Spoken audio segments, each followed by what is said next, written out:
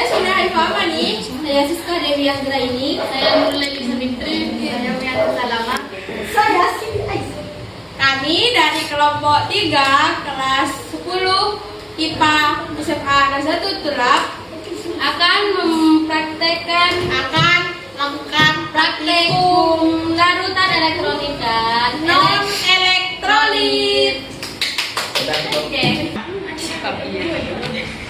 Nah, jadi di sini sudah ada alat dan bahan untuk melakukan praktikum. Di sana ada NH4CL0,1M, ada gelas kimia, termometer, multimeter, kertas, air, kertas lakmus, dan pipet tetes, larutan HCl 0,1, cawan lakmus, dan yang terakhir ada larutan NaOH 0,1 m. Oke, let's go. Nah, jadi di sini sudah disiapkan alat dan bahannya untuk melakukan praktikum, teman-teman. Nah, pertama kita siapkan alatnya. Jadi kita akan melakukan praktikum yang pertama pada air. Pertama kita masukkan air pada gelas kimia. Nah, masukkan secukupnya. Sudah cukup. Kemudian kita ukur suhu air tersebut menggunakan termometer.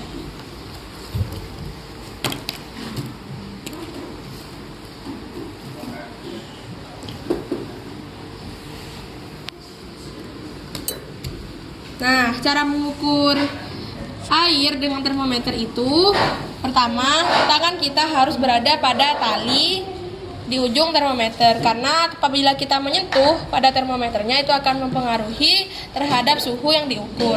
Kemudian ujung termometer yang di bawah tidak boleh menyentuh pada dasar gelas kimia, jadi harus di tengah-tengahnya. Nah, diperkirakan suhu air yang kita ukur itu 30 derajat. Nah, lalu kita masukkan pada data. Sebelumnya kita telah membuat tabel. Jadi kita ada nama larutan yang akan diukur, kemudian suhu, kemudian termasuk larutan ini termasuk asam atau basah, dan tegangan arus listriknya itu berapa, serta larutan ini termasuk larutan elektrolit atau non elektrolit. Jadi kita masukkan air 30 derajat. Kemudian setelah itu kita ukur arus listrik pada air menggunakan multimeter. Nah, jadi cara mengukurnya kita harus teliti pada angka pertama yang keluar pada multimeter tersebut. Jadi kita masukkan ujung sisi positif dan negatifnya. Ulang. Angka pertama kita lihat ya, 1, 2, 3. Berapa? 12,8. 12,8. Nah, jadi kita sudah menemukan arus listrik pada air tersebut 12,8.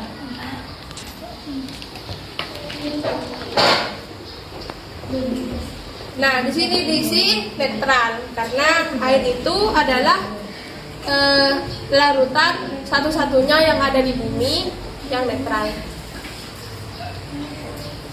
Kemudian air ini termasuk larutan elektrolit karena bisa mengalirkan arus listrik.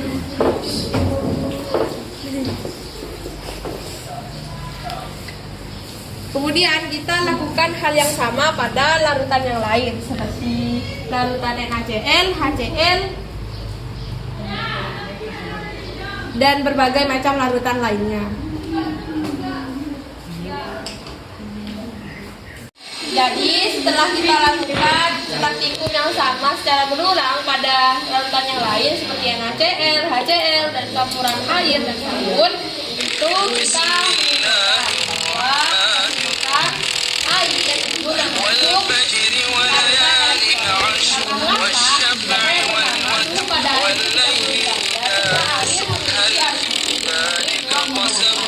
kemudian yang kedua, kita juga sebutkan bahwa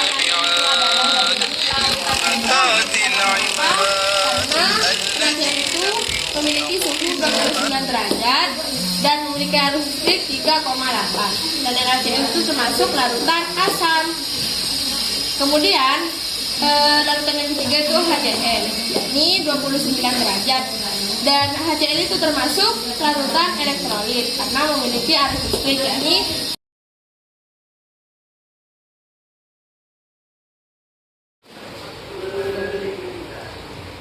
baik, cukup sekian artikel dari kami. Kurang lebihnya mohon maaf. Assalamualaikum warahmatullahi wabarakatuh. Feliu Nata. Nala, Al-Rahim, teguh bertekir, anu pasor. Nata, berkarya, Berkarya, beramal, dan bertakwa. Okay, see you.